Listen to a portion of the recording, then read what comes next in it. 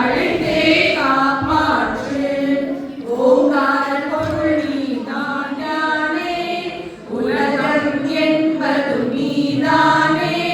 காணும் இயற்கை காட்சிகளும் காற்றும் மழையும் நீதானே.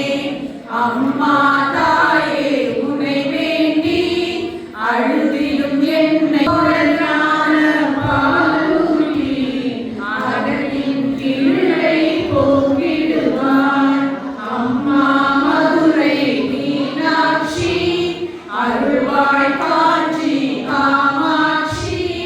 அன்பாய் என்னையே ஆதரித்து அல்லல் களையே காப்பாற்று.